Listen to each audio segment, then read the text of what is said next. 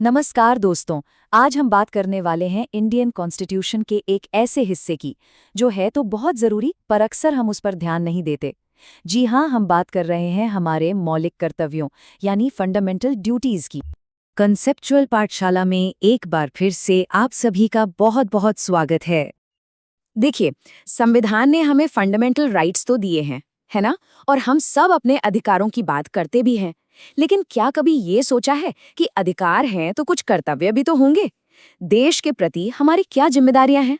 आज इसी सवाल का जवाब ढूंढेंगे। तो आज के हमारे इस सफर में हम क्या-क्या देखने वाले हैं? सबसे पहले तो ये समझेंगे कि आखिर इन ड्यूटीज की जरूरत ही क्यों पड़ी। फिर देखेंगे कि कौन-कौन सी कमिटीज थी जिन्होंने इन्हें बनाया।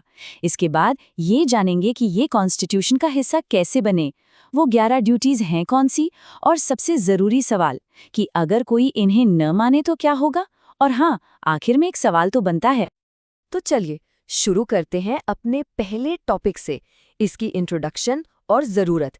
इसे एक खोया हुआ अध्याय कहना गलत नहीं होगा, और क्यों, ये अभी पता चल जाएगा। ये बात जानकर शायद थोड़ी हैरानी हो कि जब 1950 में हमारा संविधान लागू हुआ ना, तो उसमें फंडामेंटल ड्यूटीज का कोई चैप्टर था ही नहीं। जी हाँ, इसका जो आइडिया है वो हमें मिला था तब के सोवियत यूनियन यानी कि यूएसएसआर के संविधान से।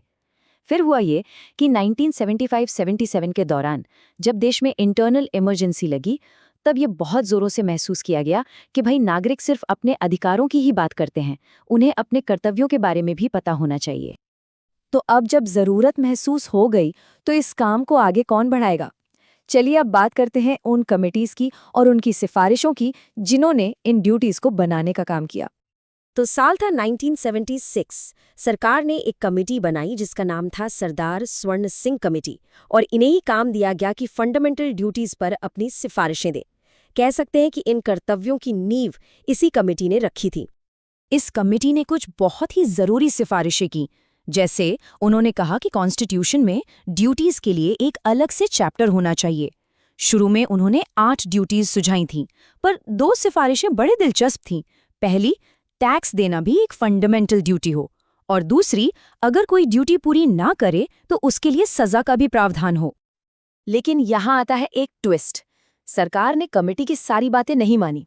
देखिए, ड्यूटीज के लिए एक अलग चैप्टर बनाने वाली बात तो मान ली गई, लेकिन जो 2 बड़ी सिफारिशें थी ना, मतलब टैक्स देने को ड्यूटी बनाना और ड्यूटी न मानने पर सजा देना, इन दोनों को सरकार ने रिजेक्ट कर दिया। फिर काफी सालों बाद 1999 में एक और कमेटी बनी, वर्मा कमेटी। अब इनका काम कोई नई ड्यूटी जोड़ना नहीं था। इनका काम ये था कि जो ड्यूटीज पहले से संविधान में हैं, उन्हें प्रैक्टिकली लागू कैसे किया जाए, इसके तरीके सुझाना। तो ठीक है, सिफारिशें आ गईं, कुछ मानी गईं, कुछ नहीं। पर अब सवाल ये है कि आखिर ये हमारे संविधान में शामिल कैसे हुई? चलिए अब इसका पूरा प्रोसेस देखते हैं। ये काम हुआ 2 स्टेप्स में। पहला स्टेप लिया गया 1976 में, इंदिरा गांधी की सरकार के समय। 42वें संविधान संशोधन के जरिए कॉन्स्टिट्यूशन में एक नया पार्ट 4A और एक नया आर्टिकल 51A जोड़ा गया, और इसी के साथ 10 फंडामेंटल ड्यूटीज शामिल हो गईं। फिर आया दूसरा स्टेप साल 2002 में। अटल बिहारी वाजपेयी सरकार ने 86वें संशोधन से 11वीं ड्यूटी को जोड़ा, जो कि शिक्षा से जुड़ी हुई है।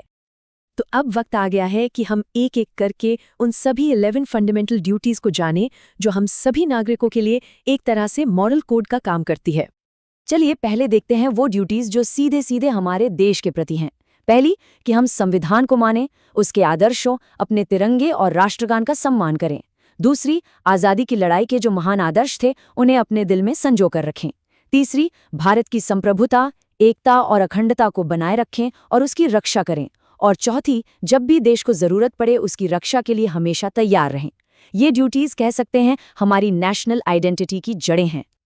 अब आगे बढ़ते हैं उन ड्यूटीज की तरफ जो एक अच्छे समाज के लिए जरूरी हैं, जैसे कि हम सब आपस में भाईचारे से रहें और ऐसी कोई भी बात न करें जो महिलाओं के सम्मान के खिलाफ हो।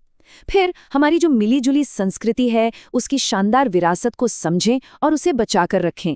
और हाँ, अपने पर्यावरण मतलब हमारे जंगल, झीलें, नदियाँ और वाइल्ड लाइफ, इन सब की रक्षा करें। असल में यही वो बातें हैं जो एक बेहतर समाज बनाती हैं।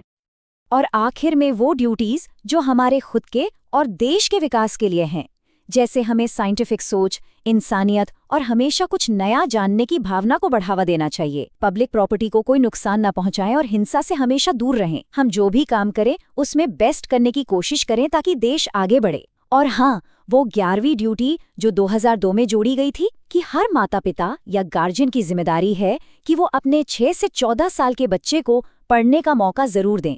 ये सारी ड्यूटीज हमें एक बेहतर इंसान और नागरिक बनाने के लिए हैं। अच्छा, अब हमने सारी ड्यूटीज तो जान ली, पर वो सवाल अभी भी बाकी है कि अगर कोई इन्हें फॉलो ना करे तो क्या होगा? चलिए अब इनका लीगल स्टेटस समझते हैं। तो देखिए, सबसे जरूरी बात जो याद रखनी है वो ये है कि ये ड्यूटीज नॉन जस्टिशिएबल हैं। अब इसका मतलब क्या हुआ? इसका सीधा सा मतलब है कि अगर कोई इन ड्यूटीज को नहीं मानता तो आप सिर्फ इस आधार पर उसे कोर्ट नहीं ले जा सकते। ये एक तरह से हमारी नैतिक जिम्मेदारियां हैं, कोई कानूनी मजबूरी नहीं। लेकिन कहानी में एक और पहलू है। भले ही आप सीधे कोर्ट नहीं जा सकते, पर हमारी संसद के पास ये पावर है कि वो इन ड्यूटीज को लागू करवाने के लिए कानून बना सकती है। इसका एक बढ़िया उदाहरण है हमारे तिरंगे के सम्मान को लेकर जो कानून बने हुए हैं, वो इसी का नतीजा है। तो चलिए, इससे पहले कि हम आगे बढ़ें, फटाफट से एक क्विक रिकैप कर लेते हैं कि हमने आज क्या क्या सीखा। और उसके बाद एक सवाल तो बनता ही है। तो मेन पॉइंट्स क्या हैं?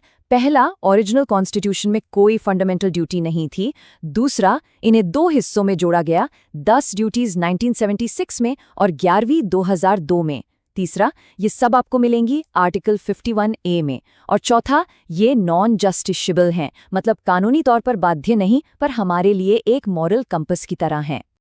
तो दोस्तों, उम्मीद है आपको ये सारी जानकारी पसंद आई होगी। अगर हाँ, तो इस प्रस्तुति को लाइक और शेयर करना बिल्कुल मत भूलिएगा और कंसेप्चुअल पाठशाला को सब्सक्राइब जरूर कर ले। और हाँ, अगर इसकी PDF चाहिए तो डिस्क्रिप्शन में हमारे टेलीग्राम चैनल का लिंक है, उसे ज्वाइन कर लीजिए। और अब जाते जाते आज का सवाल ये है कि बच्चों की शिक्षा से जुड़ी जो 11वीं फंडामेंटल ड्यूटी है, उसे किस संविधान संशोधन से जोड़ा गया था? आपके ऑप्शंस हैं A 42वां संशोधन, B 44वां संशोधन, C 86वां संशोधन या D 91वां संशोधन। अपना जवाब नीचे कमेंट्स में जरूर दीजिएगा। मिलते हैं अगली बार एक नए टॉपिक के साथ।